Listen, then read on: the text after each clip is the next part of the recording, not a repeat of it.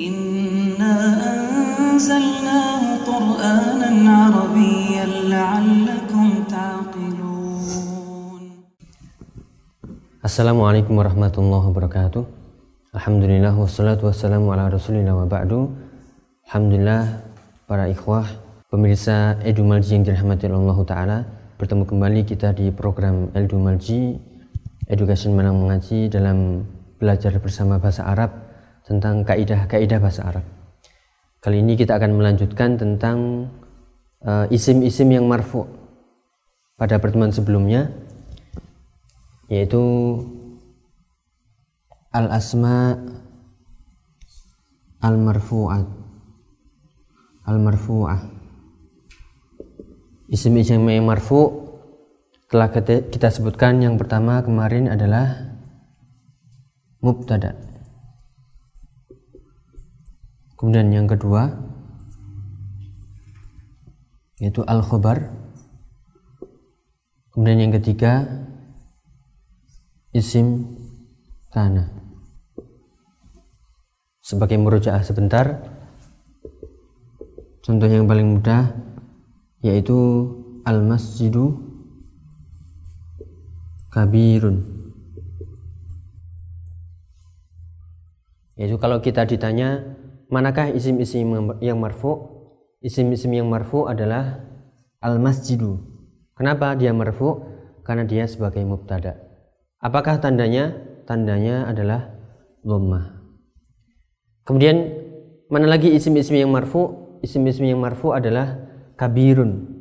Kenapa dia kabirun marfu? Karena dia sebagai khobar. Ini sama satu contohnya. Yaitu apakah tandanya? Tandanya adalah dengan dhammah. Kemudian isim kana tinggal kita menambahkan saja kanal masjidu kabirun, akan tapi sedikit perubahan pada khobarnya. Ini adalah isim kana. Maka kalau kita ditanya yaitu manakah isim-isim yang marfu dari contoh kanal masjidu kabirun, maka yang menjadi marfu adalah al-masjidu. Kenapa dia al-masjidu marfu? Karena dia adalah isim kana yang pada sebelum kedatangan kana dia adalah susunan mubtada khobar, yaitu dengan sama-sama marfu. Akan tapi ketika kana masuk maka dia akan berubah, yaitu di khobarnya maka dia menjadi mansub dengan fathah. Inilah kemarin yang kita bahas, yaitu tentang isim-isim yang marfu. Kita akan melanjutkan di poin yang keempat, yaitu khobar inna. Khobar dari inna. Ini adalah istilah baru lagi, khobar dari inna. Itu sedikit murojaah. Mubtada adalah isim yang letaknya di depan. Khobar adalah penjelasnya, letaknya setelah mubtada.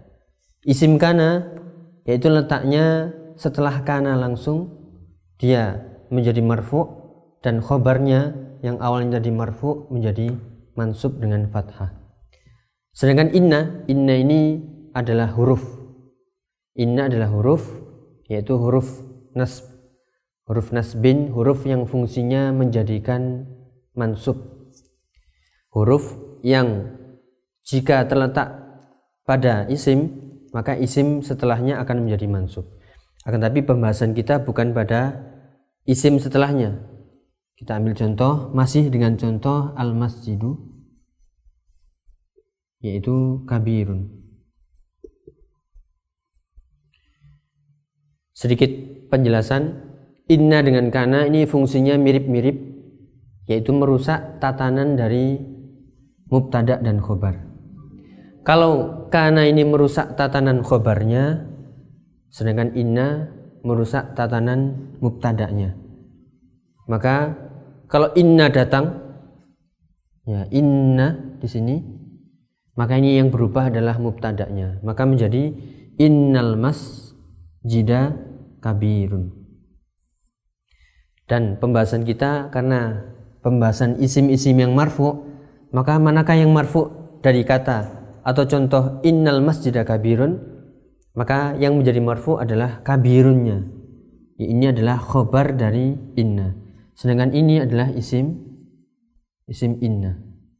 Ini bukan di pembahasan kita, akan tapi yang kita bahas adalah isim-isim yang marfu, yaitu khobarnya inna. Maka kalau bisa sedikit kita simpulkan, isim kana dan khobar inna ini marfu.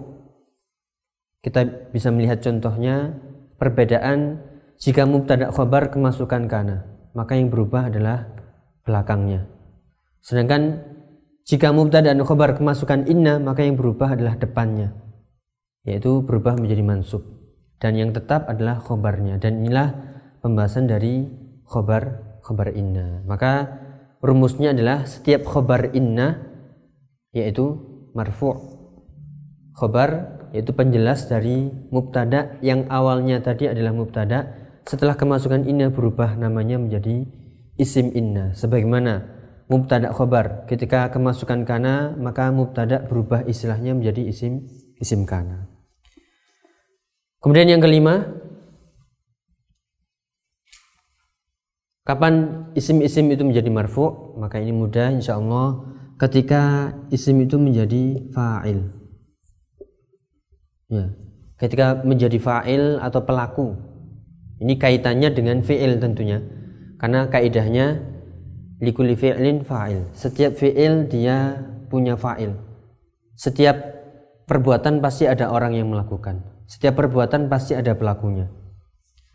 Jika dia menjadi fa'il, maka ya otomatis dia fa'il akan menjadi marfu'. Contohnya yang paling mudah, ja'a Muhammadun. Kalaupun misalnya ini tidak kita kasih harokat, kita menemukan di kitab-kitab bahasa Arab seperti ini, maka jangan kita ragu-ragu, pasti yang marfu' adalah Muhammadun. Kenapa? Karena dia posisinya sebagai fa'il, pelaku dari ja'a. Ja'a telah datang, pelakunya Muhammadun. Contoh yang lain yaitu zahabat. Ya, misalnya Fatimatu. Ya, zahabat ini adalah fi'il, mana pelakunya? Pelakunya adalah Fatimah. Zahabat Fatimatu. Ya, kita ambil contoh yang lain. Misalnya kita menginginkan fa'ilnya adalah dengan musanna. Ya, kita ganti ja'a misalnya at-talibani.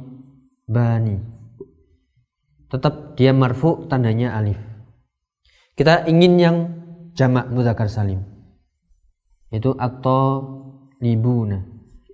Tetap dia tandanya al-waw, dia marfu, bisa dengan dhammah, bisa dengan alif, dan juga bisa dengan al-waw, sesuai dengan apakah dia mufrad, apakah dia musanna, ataukah dia jamak. Kemudian yang terakhir adalah naibul fa'il. Naibul fa'il ini adalah isim yang marfu'. Apakah itu naibul fa'il? Kita lihat fa'il ini sama dengan fa'il. Naib secara bahasa adalah pengganti dari fa'il itu sendiri. Kapan dia berubah menjadi naibul fa'il? Ini sebagai muqaddimah saja. Jika fi'ilnya ini berubah menjadi bentuk majhul. Apa itu fi'il majhul atau berbentuk majhul? Jika fi'ilnya yaitu berubah tidak membutuhkan fa'il. Karena tadi kita sebutkan kaidahnya setiap fi'il pasti ada fa'il. Tapi ada ternyata fi'il yang tidak membutuhkan fa'il, tapi dia membutuhkan naibul fa'il. Misalnya yaitu kutiba ad-darsu. Ya, kutibat darsu, ad-darsu. Maka kutiba ini asalnya adalah dari kata kataba. Ya, asalnya adalah Kataba misalnya kita tulis di sini. Kataba Aliyun ad-darsa. Ya, ketika yaitu failnya kita hapus, yaitu kita sembunyikan, maka berubahlah yaitu harokat fiilnya menjadi kutiba. Ketika ini menjadi kutiba, maka ini failnya sudah tidak butuh, maka dia membutuhkan pengganti dari fa'il, namanya adalah naibul fa'il. Yang ini awalnya adalah objek, maka dia berubah harokatnya menjadi yaitu dhammah, sehingga dia menjadi marfu karena dia adalah naibul fa'il, pengganti dari fa'il itu sendiri. Kalau kita terjemahkan tadi kataba Aliyun ad-darsa, Ali menulis pelajaran. Ketika alinya kita sembunyikan, berubahlah maknanya menjadi kutibat darsu, yaitu pelajaran itu ditulis. Siapa yang menulis? Tidak diketahui karena failnya disembunyikan. Contoh yang lain misalnya ya, quri'a Al-Qur'an. Ya, kalau kita ditanya manakah yang marfu? Yang marfu adalah Al-Qur'anu. Kenapa? Karena di sini terletak setelah fi'il yang majhul, yang tidak diketahui fa'ilnya, sehingga berubahlah yang awalnya dulu adalah objek, misalnya qara'a Muhammadun Al-Qur'ana. Ketika Muhammadun kita hapus, maka berubahlah bukan qara'a lagi menjadi quri'a, sedangkan Al-Qur'ana berubah menjadi Al-Qur'anu. Maka ini yang awalnya objek berubah menjadi istilahnya adalah naibul fa'il. Jadi kaidahnya adalah setiap naibul fa'il marfu', tandanya dhammah. Bisa dengan dhammah kalau dia mufrad, bisa dengan alif kalau dia musanna, bisa juga dengan al-waw kalau dia jamak mudzakkar salim. Maka inilah isim-isim yang marfu', yaitu yang disebutkan dalam kaidah-kaidah nahwu dan kaidah-kaidah bahasa Arab, mulai dari mubtada, kemudian khobar, isim kana, khobar inna, kemudian fa'il, kemudian naibul fa'il. Itulah pertanyaan besar yang insyaallah bisa kita jawab jika kita ditanya apakah isim-isim yang marfu, ataukah kapan isim-isim itu menjadi marfu dengan tanda dhammah, dengan tanda alif, atau dengan tanda al-waw, ketika dia menjadi salah satu di antara 6 pembahasan berikut ini. Wallahu ta'ala alam bisawab. Semoga bermanfaat. Wassalamualaikum warahmatullahi wabarakatuh.